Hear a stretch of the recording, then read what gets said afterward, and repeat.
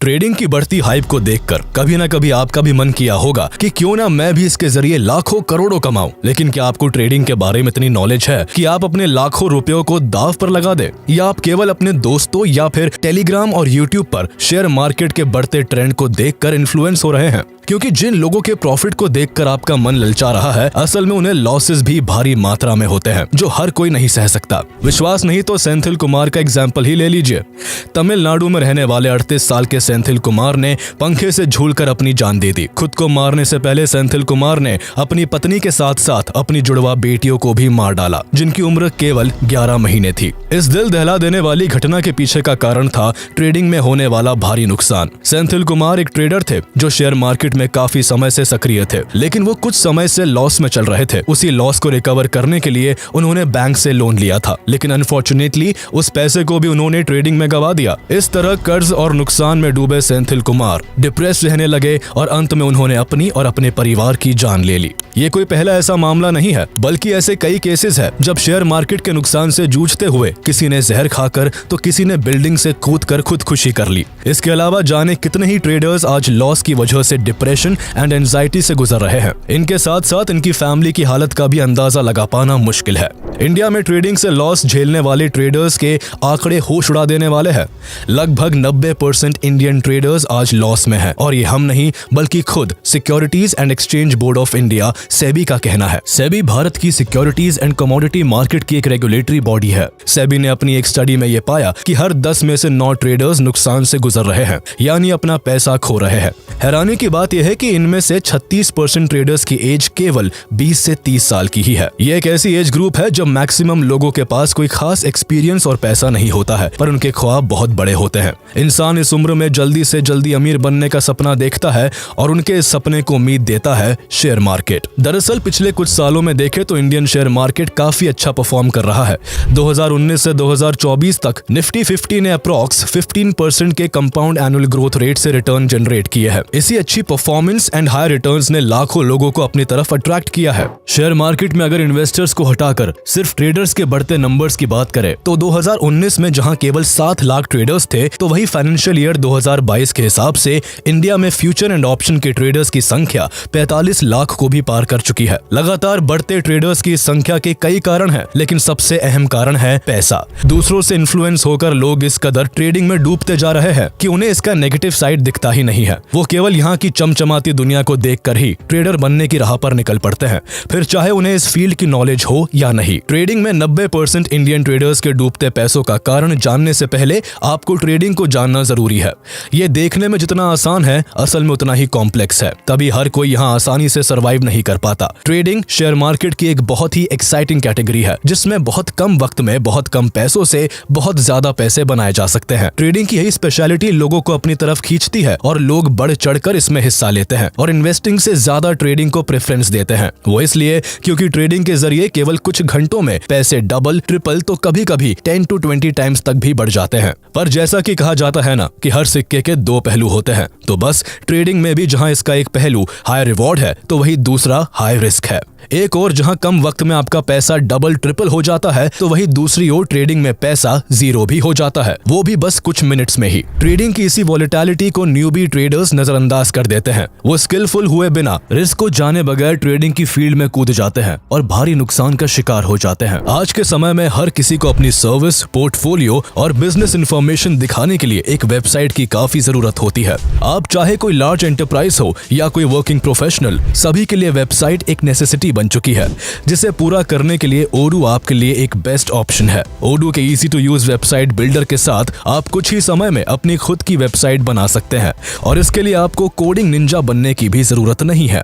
इसके लिए बस आपको इनकी साइट पर जाकर साइन अप करके वेबसाइट ऑप्शन पर क्लिक करना है। इसके बाद आपको अपनी वेबसाइट बनाने के लिए 4 क्विक स्टेप्स को फॉलो करना है।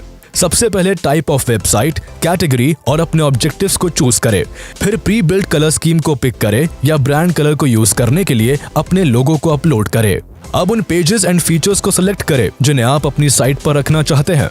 आखिरी में अपने पसंद की किसी थीम को चूज कर ले, और अब आपकी साइट बनकर तैयार है। अपनी वेबसाइट को कस्टमाइज करने के लिए आप ड्रैग एंड ड्रॉप फीचर्स का इस्तेमाल भी कर सकते हैं। और सबसे अच्छी बात यह है कि ओडू का एक एप्लीकेशन आपको लाइफ टाइम फ्री मिलेगा, वो भी फ्री होस्टिंग एंड सपोर्ट के साथ ही आपको पूरे 1 साल के लिए एक कस्टम डोमेन भी फ्री मिलता है। ज्यादा जानकारी के लिए विजिट करें odoo.com। लिंक आपको कमेंट एंड डिस्क्रिप्शन बॉक्स में मिल जाएगा। ट्रेडर्स के नुकसान के पीछे बहुत बड़ा हाथ टेलीग्राम एंड यूट्यूब पर काफी एक्टिव इन्फ्लुएंसर्स का भी है, जो लंबी कार, बड़ा घर, फॉरेन ट्रिप्स और अपनी रईस जिंदगी का शो ऑफ करके लोगों को इस कदर इन्फ्लुएंस कर रहे हैं कि लोग उनके trading courses and trading tip के जाल में फंस जाते हैं। हैरान करने वाली बात यह है कि मैक्सिमम इन्फ्लुएंसर्स खुद ट्रेडिंग में लॉस कर रहे होते हैं, लेकिन इसके बावजूद वो अपने कुछ प्रॉफिट्स के स्क्रीनशॉट्स और अपनी फेक रईसी की चकाचौंध से कम एज ग्रुप के लोगों को अपनी ओर अट्रैक्ट कर लेते हैं। फिर इसी बुनियाद पर उन लोगों को करोड़पति बनने का सपना बेचा जाता है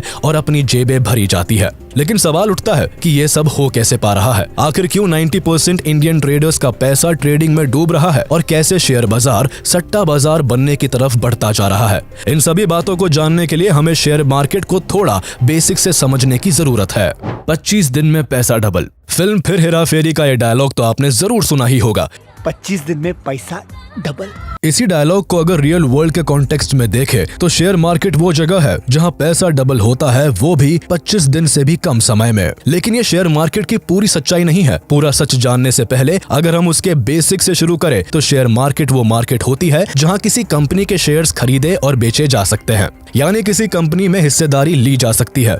इसके लिए जरूरी है कि जिस कंपनी के शेयर्स को खरीदना है वो स्टॉक मार्केट में लिस्टेड हो। स्टॉक मार्केट में लिस्ट होने के बाद इन कंपनीज के शेयर्स को स्टॉक एक्सचेंज के थ्रू खरीदा और बेचा जा सकता है। अगर स्टॉक एक्सचेंज प्लेटफॉर्म्स की बात करें तो इंडिया में 2 लीडिंग स्टॉक एक्सचेंजर्स है। पहला बॉम्बे स्टॉक एक्सचेंज यानी BSE और दूसरा नेशनल स्टॉक एक्सचेंज यानी NSE। किसी भी कंपनी के शेयर्स को BSE या NSE जैसे किसी भी एक्सचेंज पर बाय एंड सेल किया जा सकता है। देखा जाए तो शेयर मार्केट में इन्वेस्ट या ट्रेड करने के लिए जहां पहले बहुत सारा पेपर वर्क होता था, तो वही आज की डिजिटल दुनिया ने इस पूरे प्रोसेस को बहुत ही आसान कर दिया है।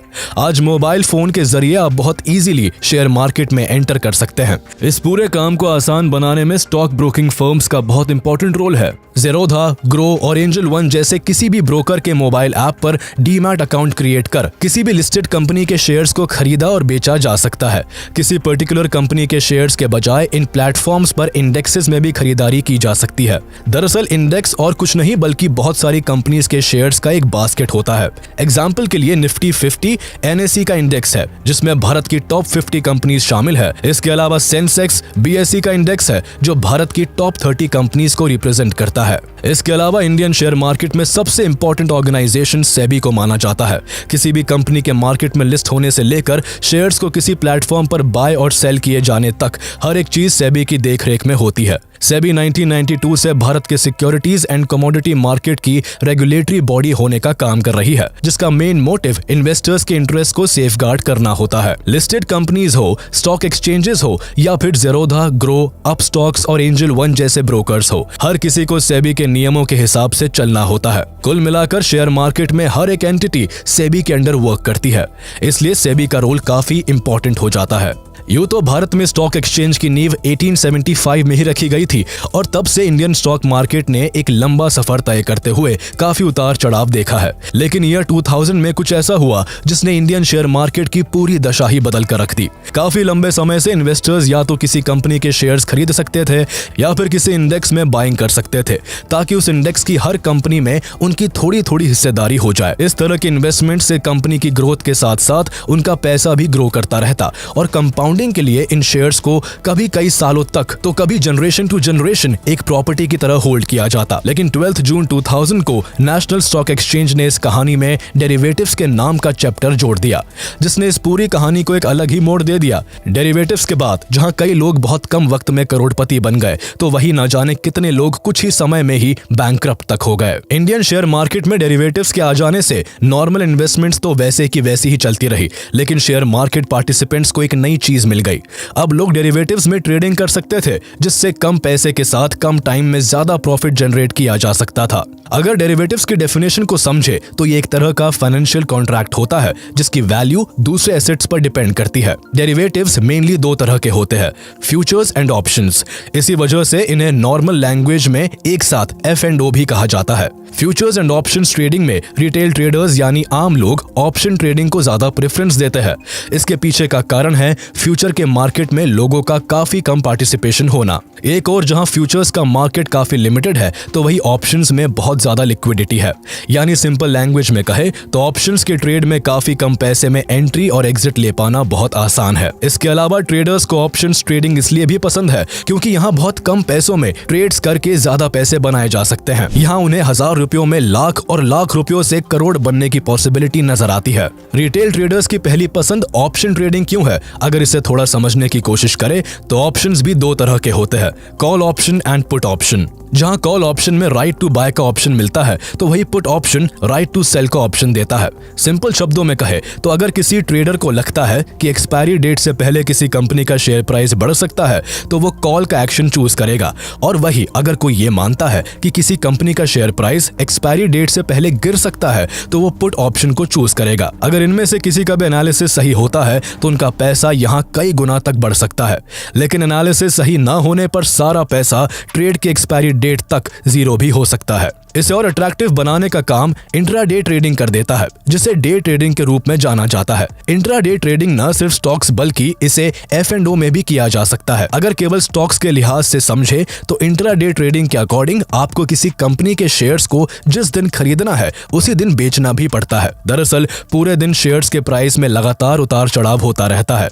इनकी कीमतों के उतार चढ़ाव के बीच कोई भी ट्रेडर अगर कम प्राइस पर शेयर्स को खरीदकर हाई प्राइस पर बेच देता है तो उसका अच्छा खासा प्रॉफिट हो सकता है। एक एग्जांपल से समझे तो किसी स्टॉक का प्राइस अगर मार्केट के ओपन होने पर 1000 रुपए है और आप उस स्टॉक के 1000 शेयर्स खरीद लेते हैं, साथ ही आपके शेयर्स लेते ही स्टॉक प्राइस कुछ ही घंटों में 1000 से बढ़कर 1050 हो जाता है, तो आपको अपने 1000 शेयर्स पर पूरे 50,000 का प्रॉफिट हो सकता है। लेकिन प्रॉब्लम यह होती है कि मैक्सिमम लोगों के पास इतनी ज्यादा क्वांटिटी खरीदने का अमाउंट नहीं होता, इसलिए इसे आसान बनाने का काम ब्रोकिंग फर्म्स कर देते हैं। दरअसल ट्रेडिंग में लोगों का पार्टिसिपेशन बढ़ाने के लिए ब्रोकिंग फर्म्स उन्हें लेवरेज प्रोवाइड करते हैं। यानी इंट्राडे ट्रेडिंग में आपको अगर 1000 शेयर्स खरीदने हैं तो आपको केवल उसका 20% ही पे करना है। इस कारण कोई भी 500 रुपए की कीमत तक का ट्रेड केवल 100 रुपए में ले सकता है। लेकिन ये मार्जिन जो आपको ज्यादा क्वांटिटी दिलाकर आपके प्रॉफिट अमाउंट को बढ़ा सकता है, यही लेवरेज आपके लॉस को भी मल्टीप्लाई कर सकता है। क्योंकि इंट्राडे ट्रेड होने की वजह से ट्रेड की ड्यूरेशन केवल 1 दिन की रहती है, जिस कारण यहाँ सही बाजी पड़ने पर जितनी तेजी से प्रॉफिट बन सकता है तो वही ट्रेड गलत हो जाने पर उतनी ही स्पीड से पैसा लूज भी हो सकता है। इसलिए ट्रेडर्स लॉस को मिनिमाइज करने के लिए अपने अमाउंट को कई हिस्सों में बांटकर अलग अलग ट्रेड्स लेते हैं, जिससे कि अगर कोई ट्रेड फेल भी हो जाता है तो उतना ही पैसा जाएगा जितना लगाया था, लेकिन अगर कोई ट्रेड सक्सेसफुल हो गया तो पैसे कई टाइम्स तक बढ़ जाएंगे। ट्रेडिंग की इसी सिंपल मैथ्स और कम समय में हाई रिटर्न्स को देखकर ट्रेडर्स बढ़ चढ़कर ऑप्शन ट्रेडिंग में हिस्सा लेते हैं। लोगों को ट्रेडिंग पैसे बनाने की मशीन नजर आती है, जिससे कुछ ही टाइम में अमीर हुआ जा सकता है। लेकिन जो चीज जितनी आसान दिखती है वो उतनी आसान होती नहीं है। अगर ऑप्शन ट्रेडिंग इतनी ही आसान होती तो 90% ट्रेडर्स आज लॉस में क्यों होते? ट्रेडिंग अगर सच में इतनी ही प्रॉफिटेबल फील्ड है तो भारत के सबसे अमीर और कामयाब इन्वेस्टर रहे लेट राकेश झुनझुनवाला लोगों से ट्रेडिंग नहीं करने की अपील ना करते। And I would say don't trade because of if 10 lakh come to the market. लेकिन हार का आंकड़ा कितना भी हो और कोई भी एक्सपर्ट कितना भी मना करे, अगर ऐसा शॉर्टकट सामने हो जिसमें कुछ घंटों में ही पैसे कई गुना हो सकते हैं तो अपनी किस्मत कौन नहीं आजमाना चाहेगा। यही वजह है कि एक्सपर्ट्स के लाख मना करने के बाद भी न्यूबी ट्रेडर्स ऑप्शन ट्रेडिंग के मैदान में कूदते जा रहे हैं, और इसलिए इंडिया में ट्रेडर्स की संख्या हर साल तेजी से बढ़ती जा रही है। जहां 2019 में केवल 7 लाख F&O ट्रेडर्स थे तो वही 2022 में ये नंबर बढ़कर 45 लाख हो गया है। इसके अलावा ट्रेडर्स की बड़ी तादाद सिर्फ स्टॉक्स के ऑप्शंस में ही ट्रेड नहीं करती, बल्कि ट्रेडर्स का maximum participation Nifty 50, bank Nifty और सेंसेक्स जैसे इंडेक्सेस में भी होता है।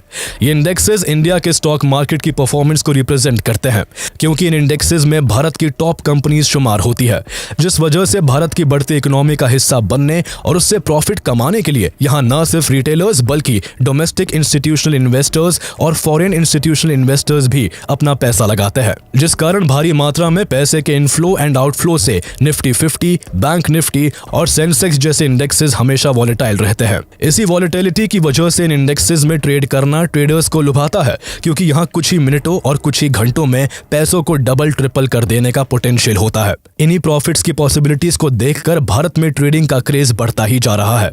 इसका अंदाजा इस बात से ही लगाया जा सकता है कि जहां अमेरिका में टोटल ट्रेडिंग वॉल्यूम में से डेरिवेटिव्स का वॉल्यूम केवल 70% है, तो वही इंडिया में टोटल मार्केट वॉल्यूम्स में 99.6% वॉल्यूम्स केवल डेरिवेटिव्स के होते हैं। ये आंकड़े हैरान करने वाले हैं। यही कारण है कि ट्रेडिंग में कदम रखने वाले 90% ट्रेडर्स नुकसान के शिकार होते जा रहे हैं।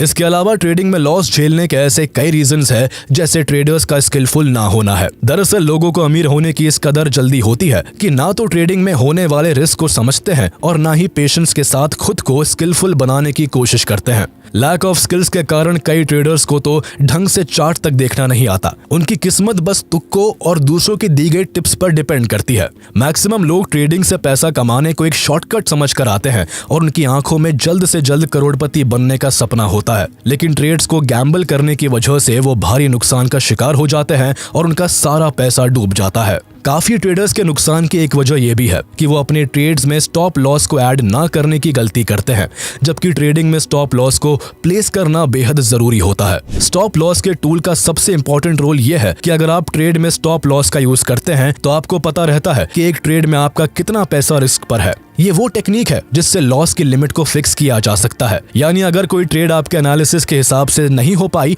और आप लॉस में जा रहे हैं, तो स्टॉप लॉस के ट्रिगर होने से आप खुद उस ट्रेड से बाहर आ जाएंगे। इस तरह आपके टोटल अमाउंट का केवल कुछ हिस्सा ही लॉस में जाएगा और आपका बाकी का अमाउंट सेफ रहेगा। इसलिए हर ट्रेड में स्टॉप लॉस का इस्तेमाल करना काफी इंपॉर्टेंट हो जाता है, जिसे काफी ट्रेडर्स इग्नोर करने की गलती करते हैं और नुकसान झेलने को मजबूर हो जाते हैं। स्टॉप लॉस सहित बाकी की सभी टेक्निक्स को यूज करने के लिए किसी भी ट्रेडर को डिसिप्लिन्ड होना काफी जरूरी होता है।